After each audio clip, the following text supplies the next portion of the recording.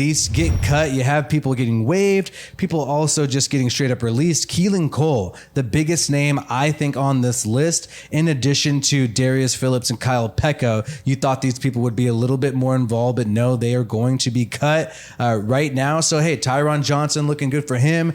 DJ Turner also looking good for him. Quinterio Cole, Mateus Farley getting released at the safety position, meaning Isaiah Pulamau makes the roster. You see a lot of people here getting cut. The big surprise is obviously Alex Leatherwood. Raiders decided to just roll with two quarterbacks, so maybe Chase Garbers, that QB right there, gets on the practice squad. Consequential thing too, Austin Walter losing in the battle with Britton Brown. Britton Brown, obviously he's got that 4-year rookie deal. He's going to have a little more leverage over Austin Walter. They both performed very well in preseason, but the Raiders obviously are going to go with Britton Brown instead. So really tough here, and I'm just going to have me on the screen as I go through some of this, some of the rosters in general. Rock Ya-Sin, Anthony Averett, Nate Hobbs, Amik Robertson, Sam Webb. These are the 5 cornerbacks. Crazy to see Amik Robertson pan out. He is going to be the one guy from the 2020 draft class to really pan out. Him and John Simpson. We had the Lynn Bowden, the Tanner Muse, the Netways, and all that stuff. Hey, Amik Robertson, hopefully he could save the 2020 draft class. Really, I kind of wish we would have kept Trayvon Mullen. I think he gives you good depth, but hopefully Sam Webb is as impressive in the regular season as he was in preseason. Halfbacks, we talked about that. The Raiders keeping 5 running backs just like the Patriots did last year on their final 53-man roster. That includes Zamir White, Britton Brown, and Abdullah at the bottom of the list. Brendan Bolden, the mentor, the vet, obviously going to be involved in the passing game heavily, is also on this list as well. So going to be interesting to see how much Britton Brown and Zamir White really perform too. Are they just going to be some depth pieces, or is there going to be a real rotation between them, Jacobs and Bolden? Wide receivers, it's finally done.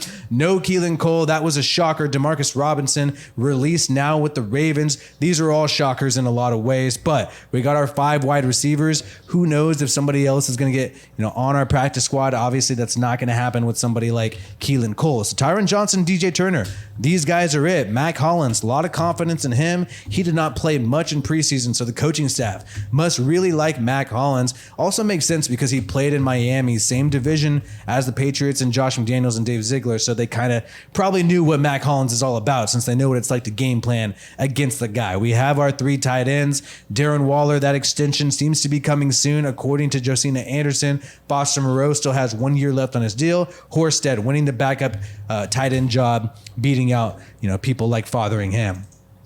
Offensive tackle, Jermaine Illuminor is going to be the week 1 starting right tackle. Colton Miller going to be the starting left tackle, obviously. Barton is still on the team. Good depth piece. Saw him celebrating with Zamir White in the last preseason game in the tunnel. And Thayer Mumford, this guy has been banged up, but maybe he could really compete for this right tackle job if Illuminor struggles. I do have confidence in Illuminor personally. He seems like he's really wanting to take advantage of this opportunity that he has in front of him, but you still have Mumford developing behind Illuminor. That's some pretty cool things at tackle since the Raiders just straight up released Alex Leatherwood. With the safeties, Teamer and Duran Harmon making the team. These guys were a lock in my opinion. We know Patrick Graham likes to use a lot of safeties, and that's why you got Isaiah Pulamau in there as well. Kind of a surprise roster victory for him. He's going to be making a splash on this team and maybe get some opportunities in special teams. Who knows? But Duran Harmon, Abram, Trayvon Merrick, it's going to be very interesting to see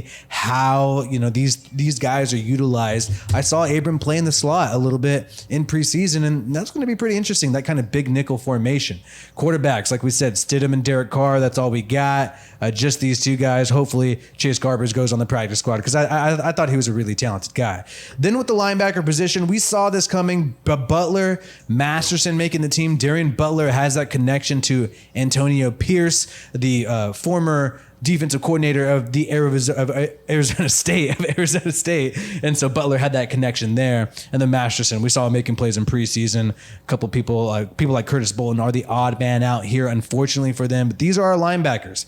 Then the interior defensive line, shocked to not see too much movement here. I think because a lot of these guys are probably going to line up kind of at defensive end, especially when we're in that 3-4. base defense. Bilal Nichols and Jonathan Hankins are, the leaders of this group, along with Billings, and the rookies, Neil Farrell Jr., Matthew Butler, make the team. In addition to Kendall Vickers, Kyle Pecco becomes the odd man out here. Offensive guard, we got Denzel Good, Lester Cotton, and Dylan Parham. Parham is also our backup center because we got rid of Grasu. So looks like our starting guards are going to be a combination of, Lester Cotton, also maybe Dylan Parham. We saw him lining up with the first team, unless John Simpson can fight back and get rid of that kind of competition there. By the way, Denzel Good retired. I still have him on this list. Unfortunately, I will get that fixed soon, so we can go ahead and cross out Denzel Good here in this situation. Edge defenders, Malcolm Kuntz, Tashawn Bauer made the roster, and a lot of people figured he would probably make the roster after some of his great performances. Still have Malcolm Kuntz and Cleveland Farrell there as well. And, this kind of made sense. After a while, we saw this coming. I was wondering if the Raiders would only keep 2 backup edge rushers, but it's a very important position for them. So good to see Tashawn Bauer able to make the team.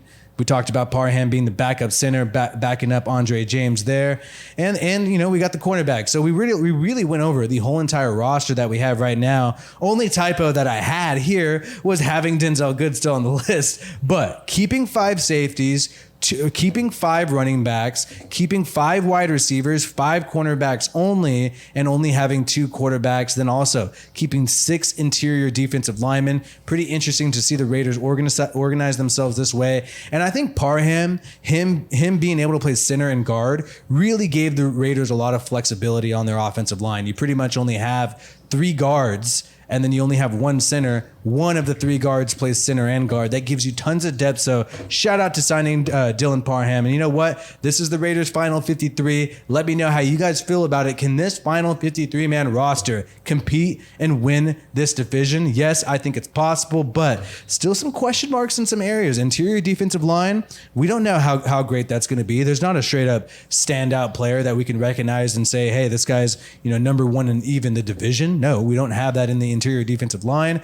And the cornerback room, a lot of people besides Nate Hobbs are kind of still on the up and up, have a lot of potential, but no clear number 1 corner. Hopefully Nate Hobbs can turn into that guy, and hopefully Rocky Sin is a lot better than we figured. And then Mac Hollins, it seems like the coaching staff is really confident in him. And obviously when you got Waller, when you got Adams, when you got Renfro, and you got Derek Carr, it seems like everything else can kind of fall into place. And then that's what the Raiders decided to do here.